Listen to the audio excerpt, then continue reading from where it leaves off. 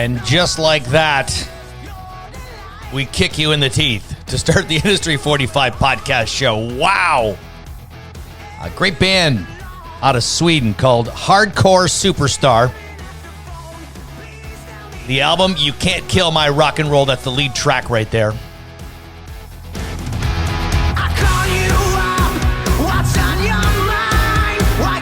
This band has been around, I think, since the late 90s, 98, 99 maybe, and put a ton of records out, but have a brand new record out right now. Check them out. They have a website, hardcoresuperstar.com.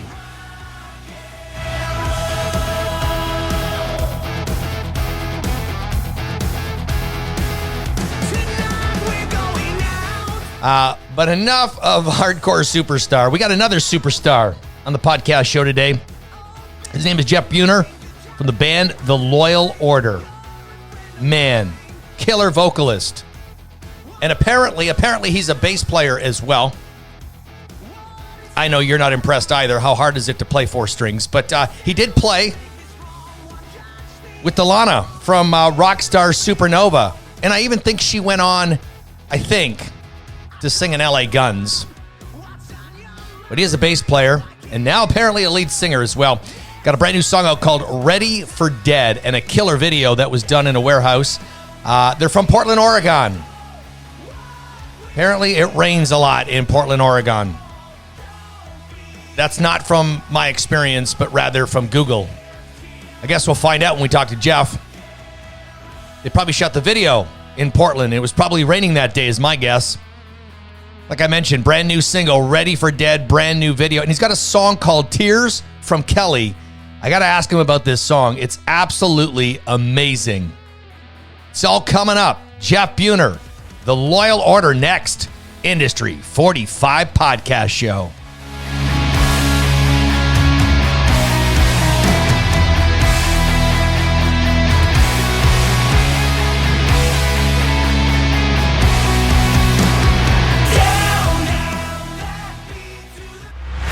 This is the Industry 45 podcast show with your host, Shane Christopher Neal. Podcast available at Giant TV Niagara on YouTube.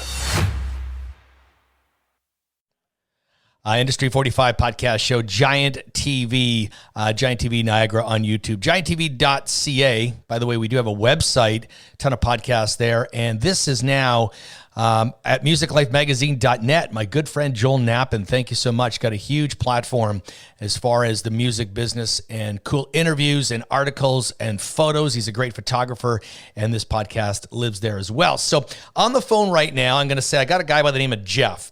And what I'm going to tell you is this, is that I had this interview lined up last week with this guy named Jeff, a different Jeff Keith of Tesla. And I called this number, and there's Jeff on the other line, and it's not Jeff Keith, it's Jeff Buehner. How are you, my friend? How you doing? I'm doing good to talk to you again. Yeah, and so the funny part of this is that I didn't know that because is Jody a publicist, or I don't know what her title is, but she sends me a ton of interviews, and I was doing one with you, just not at that particular time, but she gave me your number, and I'm talking to you like you're Jeff Keith of Tesla, and I'm talking about Tesla and what we're going to talk about, and at the end you said, listen, my name's Jeff, but I'm not in Tesla. Well, it took me a second because I was like, okay, we're going to segue into the Loyal Order here at any point. Then I'm realizing, okay. and no, we weren't. No. It just didn't happen. So, and then I said, listen, man, I'm so sorry. I'll get back to you. Let's do this another day. So here we are, Jeff Buehner of the Loyal Order. And you know what? I'm excited because I watched some of your videos, and I got a few direct questions I need to ask you about a couple of things, including, first of all, I don't know why anybody in their right mind would be a bass player, but some people choose to be. Nikki Sixx chose to be a bass player. Apparently you play the four string as well, right? And that's normally what you've done for many years. Yes, sir. That's exactly the fact. I've been playing bass for quite some time, and love it and still do, actually. I just, this particular project, as it turned out, I was basically just, I just decided to front. And originally I intended to be the bass player of it. And I went into a studio and I was getting ready to play some scratch tracks for whoever we were going to audition for the singer. And our producer was like, that sounded really cool, man. I think we should dig a little deeper here. And that's what we did. And we ended up tracking a song for a regional reality show that aired for 2 seasons up here in the Northwest. And that's basically how it started. It just was, that's kind of how it happened. I don't know. I still play bass often, and I play bass for a band called Rough Cut as well. So cool. But my front Rough Cut's an LA band from they're kind of doing a resurgence now. So and I fly down to LA and play with those guys. So you played bass with Dilana from Rockstar Supernova, like in her band, or what? Give me that background. Okay, so Dilana and I have been, we literally ran into each other in Los Angeles at the NAMM show one time, spilled our drinks all over one another, and laughed and started talking, and we became good friends, and she wanted to do some shows up in the Northwest, so I assembled a band for her up here, and we did a string of shows up in the Northwest, went really well, Portland, Seattle, and she's got kind of bands, like she travels all around the world. She lives in Holland now. At that time, she lives in Los Angeles.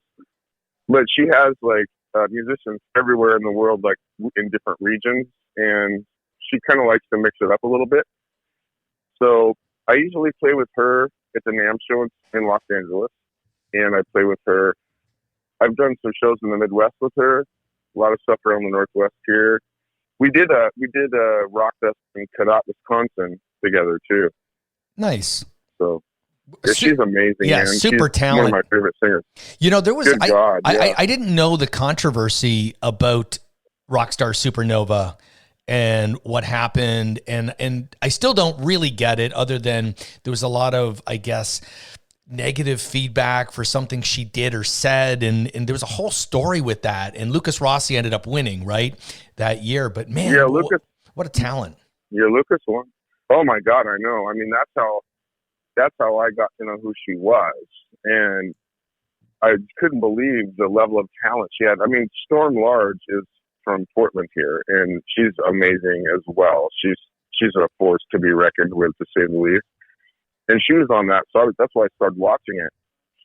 And then I watched Dilana get up and do, I think it was, she did Roxanne, and she did the version of Zombie, and I was like, who in the hell is this little person with this massive voice, and the cool hair?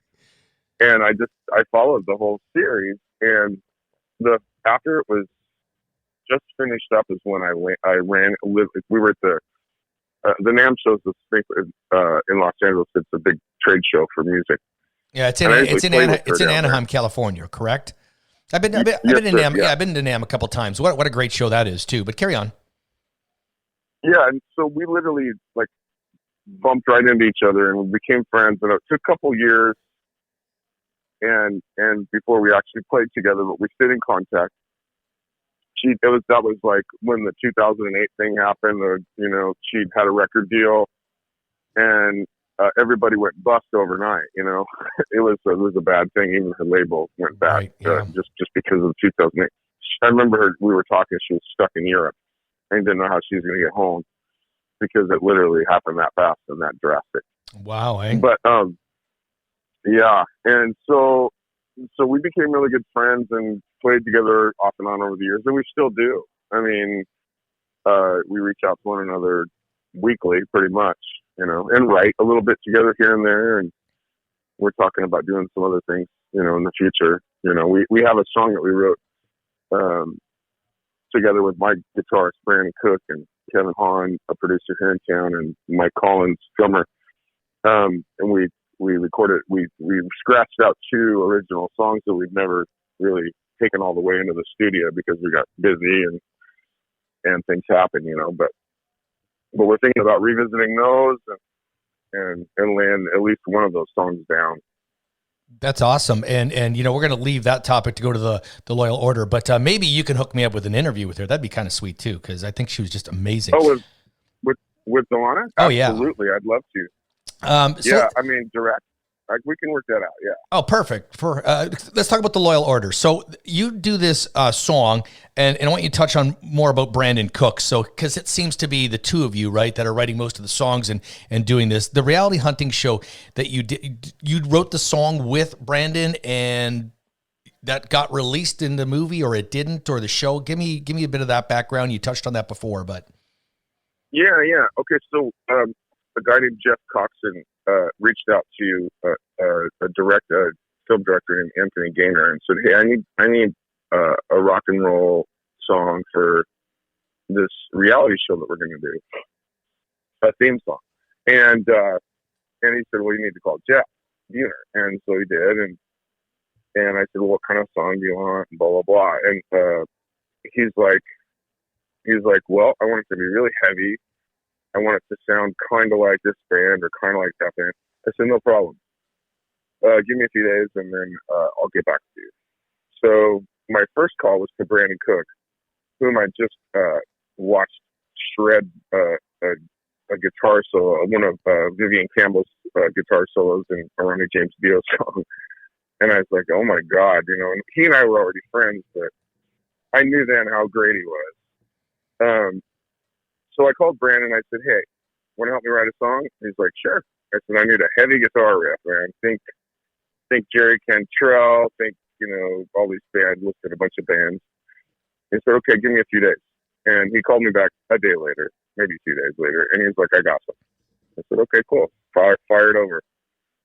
So I liked what he had. And so then we reached out to Kevin Hahn, who's a producer here in town, one of the best producers around here. And we went to Kevin's studio and we kind of scratched up the song.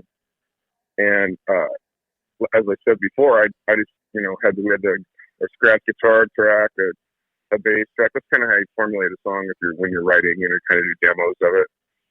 And then so I said, "Okay, well, I'm going to scratch out a vocal part here and see what you guys think."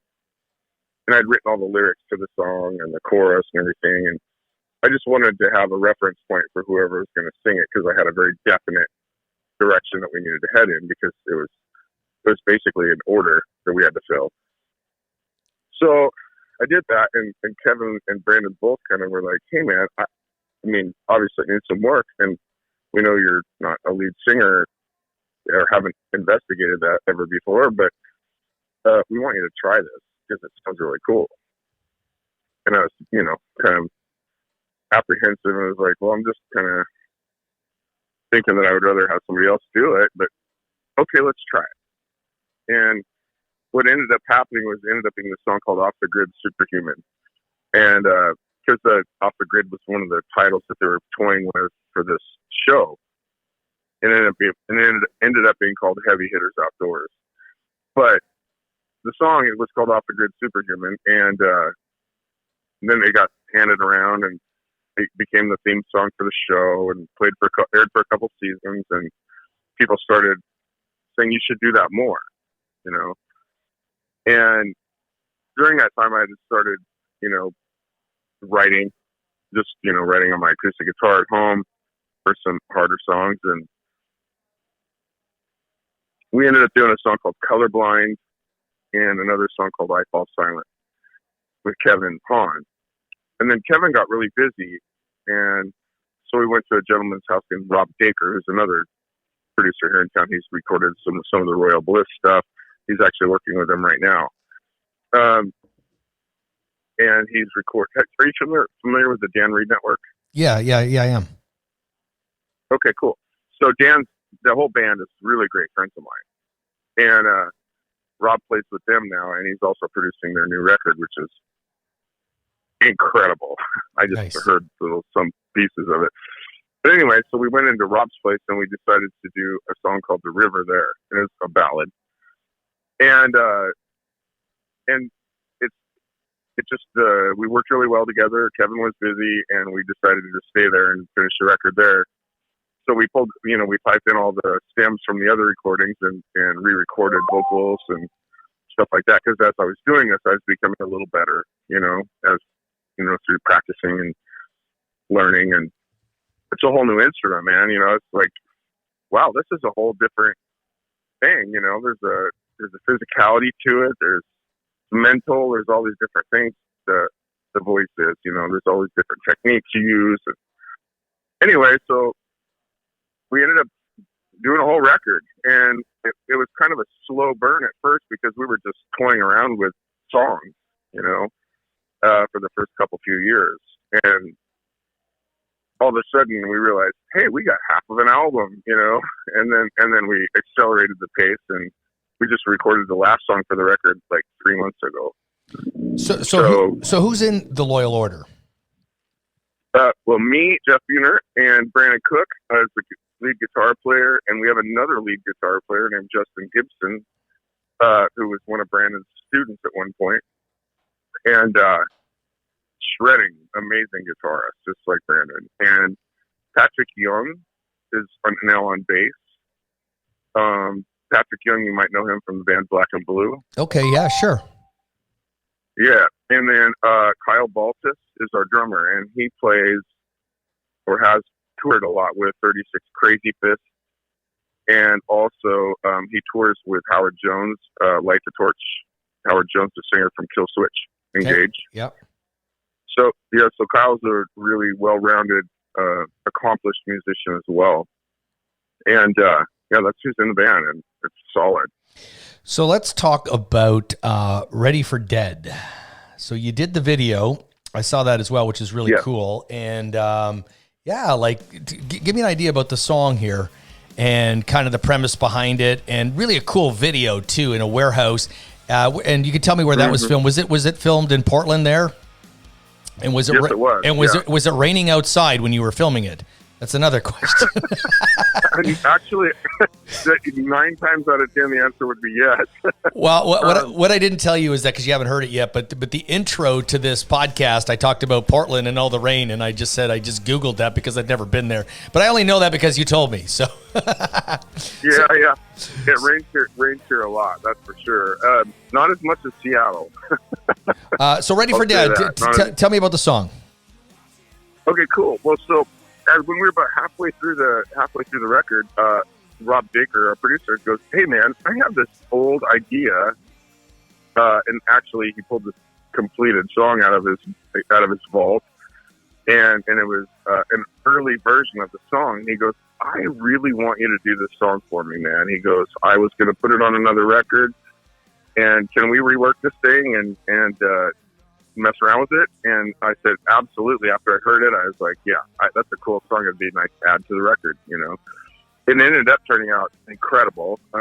We, changed a few things around and kind of put a different solo section in it, and because it was kind of more of it was very kind of like it had a lot of electronic stuff in it, like kind of like orgy kind of a thing, and but anyway, we reworked the tune and made it our own, and it just came out incredible. And so I realized there would probably be a good kickoff tune, for the record.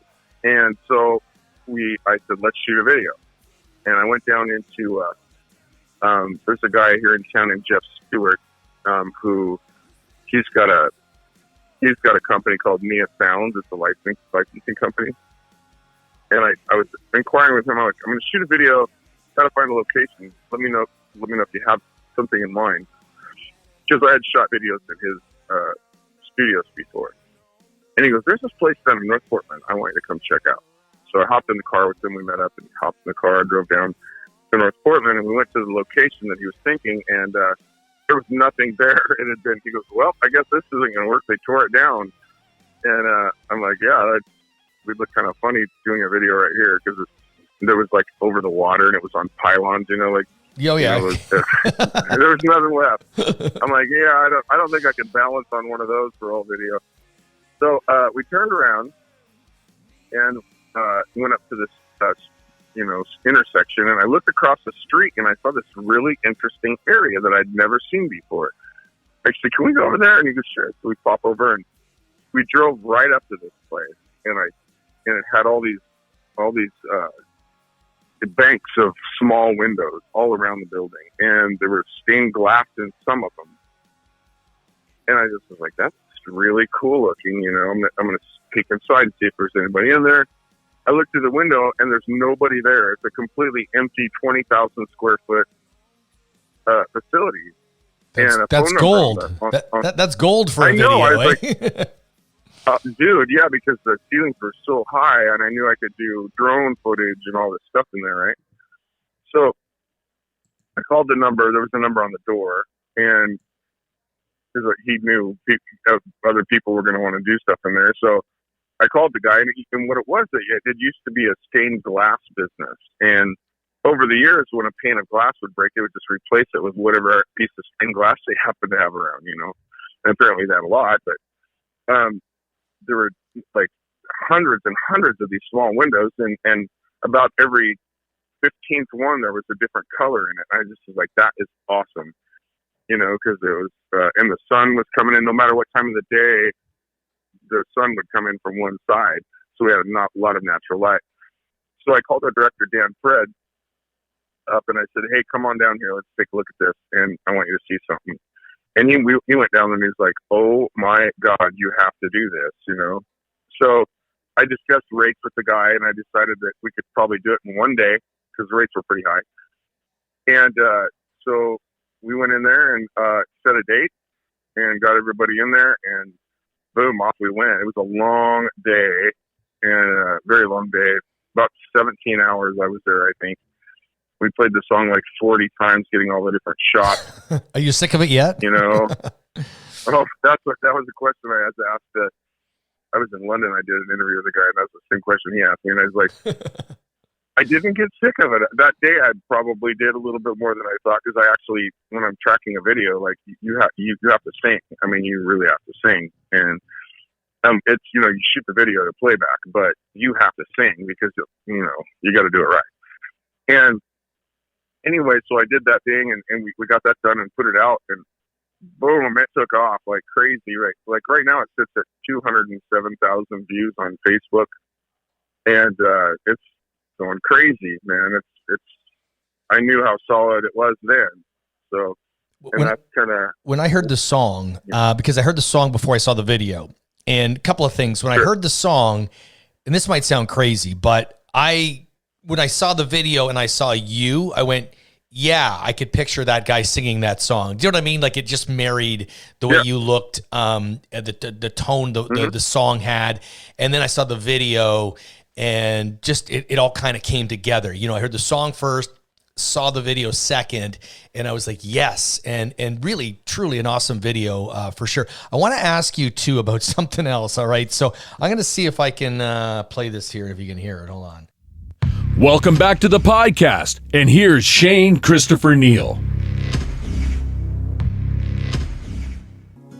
Don't let the cat know. Yeah, that right there. What? Okay. Yeah. What a fucking song. I'm like, oh my God, thank you. Like, I mean, I like rock and roll, but I'm a sucker for a good ballad, the acoustic guitar, your voice. Like the tone of your voice in this song, and I'm not gonna say it sounds like Disturbed or but just that powerful. And nobody sent me this. I was upset. I was like, how come I didn't get this before? Tell me about the song. and this is a couple years old, correct? Yes, it is. So that song I wrote for. I'm actually saving that song for a special other release. I've released it on, obviously because you found it, but I've released that on, I think it's on iTunes too, but I just haven't really pushed it a lot because it was done for a very special reason. A friend of mine I went to high school with ended up, after changing moving all around and trying to find a home, moved to Australia. And there's a girl named Kelly that I went to high school with. And she ended up, kind of moving around the globe a little bit. She 2 or 3 times she told me the story how she sold everything she had and just like took off and started over somewhere else and just literally had a yard sale, threw the rest away, took a bag of clothes and left. And she ended up in Australia, and she ended up with cancer, with colon cancer. And she when she got to Australia, she met her husband and started a family and had this really beautiful existence going on over there. And then this monster came at her, And I remembered seeing a post on her that I'd only seen her a couple times over the years, like whenever she was. I grew up in a small town called The Dalles, Oregon, under 20,000 people. And she came home a couple times, and the last time she came home, she was totally cancer-free and was all excited about it and was praying that it wasn't going to come back. And she was here for like a month and a half. And just in that short amount of time, she went back to Australia, went to the doctor, and it was back. And it was back with a vengeance. It was spreading all over. Terrible, And she tried a few things. And then I saw this post she made on Facebook one night, and she said, "I just feel like I've turned a corner. It's my last corner, and the end game's there." She was really public about the process, because most of her friends were, I don't know how far away Australia is from Oregon, but it's a long ways. Right. Sorry. Anyway, so I saw that post, and I reached out. I said, "Hey, Kelly, I'm here. I don't know what to say." And I just said, "But if there's anything that I can do for you, please tell me what it is, And half jokingly, she said, "I want you to write me a song." So that she goes, "But here's the trick." She's like, "You have to get famous so everybody will hear it and know about me." And I said, "Well, I don't know about the famous part." I said, "But let me see what comes to me." And the weight of her question really landed on me hard, because I was like, how do I write this? How do you write a song of hope under such dire circumstances, And so I thought about it a lot, and I just was like, I reached back out to her. I said, "Look, if something lands, if the universe just like starts downloading something with me, like, that's great." I said, "But I need a little bit of input." I just said, she'd already told me the story about leaving and 3 times and selling everything that she had and starting over and blah, blah, blah. And so I didn't really know what her life was like that much, So I just asked her weird questions like, "Do you like candles? Do you like this? Do you like that? Where do you guys like, where's your favorite place to go with your husband and your family? And, do you have any relics around the house that are really indicative of you and who you are and yours only?" And she was happy to help, And one night I grabbed my acoustic guitar, I was sitting around, and the first verse popped out, and it ended up being in the first person of the whole song is basically her talking to her husband. And so the first line of the song is, "If I could stay up all night staring at your face, I'd sell everything I had if only I could stay." Right? Because of the story that she told me about, Right. Great line. Literally. And then, but this moment is now, don't let the candle burn down. It's like, it's about dying. And I had to find the right chorus for it. And I had the melody for it. The melody just came really quick to me. I was just like, wow, that's a cool melody. I don't know what I can do with it, but let me see. And then I thought about the process of dying and going to the other dimension, like that we can't see, that other place, And I'd heard the analogy before or the metaphor of a veil lifting, and then you can see this other place, right?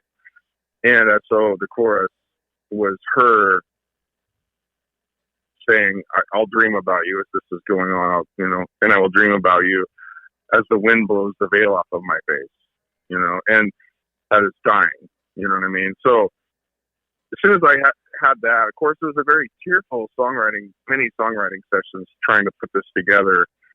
It was hard, man. It was like I literally had to just walk away from it a few times because it was so intense, because when you put yourself in that space, you feel it all, you can tell that you can tell that when you delivered it too, like because there's a video for it. That's how I found it. And like just almost the pain in your face as you're singing it, like you can feel that energy right there. And I will tell you this, that I have sent that song to probably 7 or 8 people just in the last few days. Just, Oh wow! Like just wow. I mean, talking to people that I know I'm in a band. I hang around with bands and people, and I'm like, hey, check out this song. Sure. Check out this song. So I sent it just randomly like that. But man, what a great song! So it's kind of that's a couple of years ago. Now that's before all of the Loyal Order type. Like, because you were saying how you were apprehensive to sing, and I listened to that and I said, "Are you fucking nuts? Like, listen to you." Like, I don't understand. Well, it was kind of midstream, and I knew the song wasn't probably exactly a Loyal Order song at that time, and I knew that I didn't want to like capitalize on it, even though she was like, because I was really weird about. I have a story behind the capitalizing on people dying, but I basically was just like, I wanted it to be separate, I wanted it to be separate just for that very reason. And I knew that there would come a time when I would want to release it in a different way, separately, and like, maybe as a benefit platform or whatever. But she was like, no, I want you to do this. I want this to make you successful. And I want everybody to hear about me. And I said, I promise you, everybody within my power will hear this. I just said, I'm not sure about putting it on my first record, the first Loyal Order record, just because I want it to be separate and special. Sure, I understand. And she was like, okay, and so basically she had no idea what was going on. She thought I was going to, throw up my iPhone and record the song for her and at home and strumming along on an acoustic guitar, right? So when I realized, I'm like, when I finished the song, I was like, I called my producer up and I'm like, Rob, hey, I've got this song and I explained the whole situation about her passing and getting ready, preparing for this new big, trip that she was going to go on. And he was like, wow, okay, bring it in. And so I did. And then I had Brandon come in and play some guitar on it. And I had Joe Mingus come in and play drums. I played the bass and sang. And then Dan Reed from the Dan Reed Network happened to be coming into town.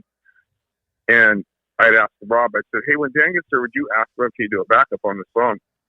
And he said, absolutely. Dan got to town, Rob asked him, and Dan called me up and he's like, hey, Jeff, I heard. And he goes, I'm honored. Yes, is my answer. And I said, okay, cool. That's awesome. Then I realized, wow. And I mean, I tried to pay him and he wouldn't take any money. And Dan's a good friend of mine. I just, value this man and his time. He's one of my, I just really look up to him. Anyway, so it was all coming out so well. It struck me, I need to shoot a video for this thing.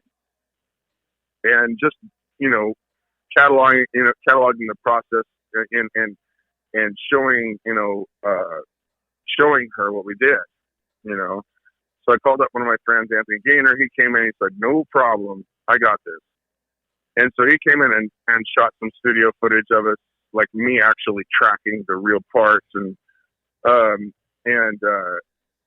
I shot the drummer, Joe Mingus. That footage that you saw in the video is my iPhone shooting the drummer playing the song. And so we kind of edited this thing together, and I waited. When it was all done, I sent her mail and I said, hey, the song's all done. You'll be seeing it. You'll be hearing it soon. I said, okay. I waited a couple days. And I mean, at this point, it's accelerating with her. She's getting bad, and nobody knows how fast it's going to turn on her, So I'm like, wow, okay, we got to do this. So I waited for Australia time, about what time she went to bed, and I just dropped it on her Facebook timeline. and then I went about my day and went to bed, woke up the next morning, and I woke up and I looked, and my Facebook was going crazy. I'm like, what's going on here? I knew it was probably about the video, but I had no idea that it had been watched 5,000 times overnight. And I'm just like, good Lord. And she was commenting and crying and just, she felt very blessed, obviously, because it was probably one of my finer moments, in my life. See how I found the finer moments and I just brought them out randomly today. Yeah. You had no idea we'd be talking about that probably, but, I wasn't sure. I mean, yeah, because it's been brought up before, but I appreciate you taking the time to dial that up, man. Yeah. Well, really cool. And I mean that there's just, I can listen to certain songs over and over and over. That's one of them. Like, and I mean, a couple of days ago, I'm listening to music and the song comes on because I wanted to hear it. And then I listen to it again and again. And I'm, over and over. The melody, I think you fucking kill it singing it. And I'm like, holy shit. I just, I mean, it blew me away. It really did. And I'm glad I kind of stumbled across that myself. You have a website, right? theloyalorder.com.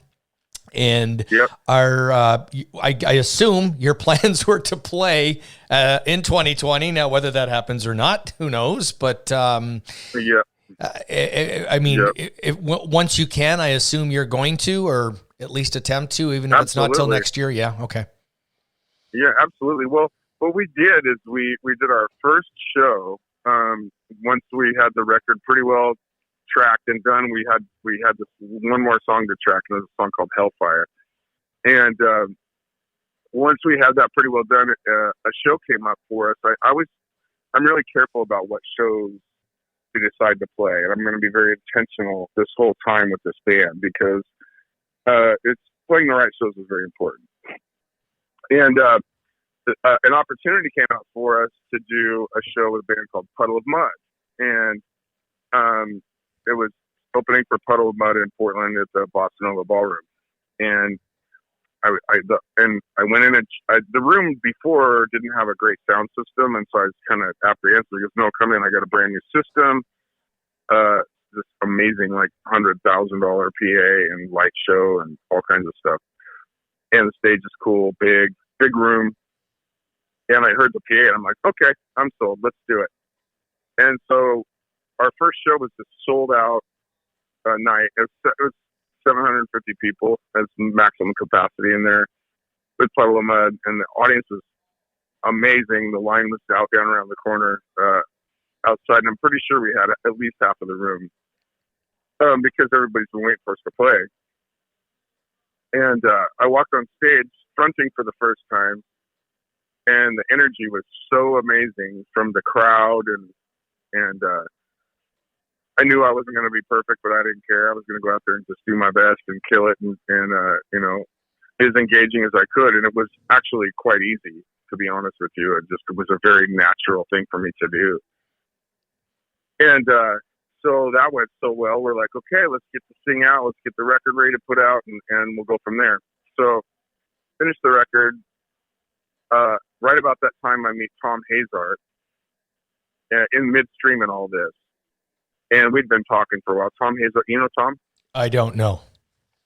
So Tom Hazard is David Ellison's partner in EMP label group. Yeah. Okay. Now that you said that, right? Okay.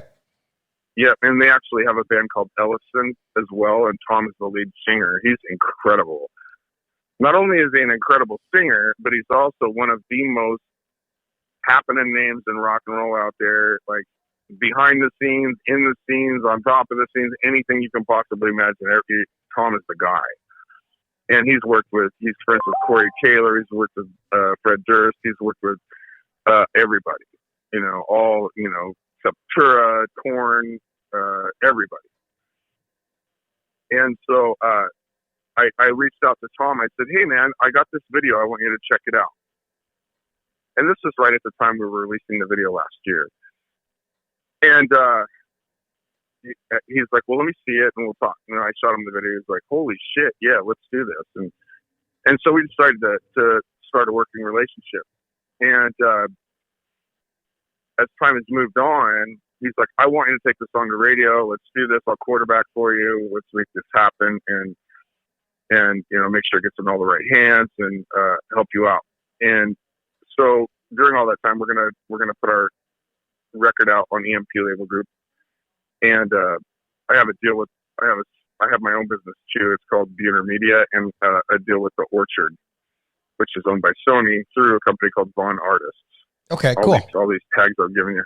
Very cool. Anyway, yeah, it's really cool. So Tom is our guy, and I've hung out with those guys quite a few times. Slept in Nashville, hung out with Tom and Dave at a podcast expo actually in Nashville. And Dave and I had a long talk, had dinner, and talked about business and life and everything, and got to know those guys a lot better. And then recently they asked us to do this thing that after this COVID hit, they have a thing that David House has it's called the David Ellison Youth Foundation. Right. I talked to David a couple weeks ago. Right. I remember that. Yeah.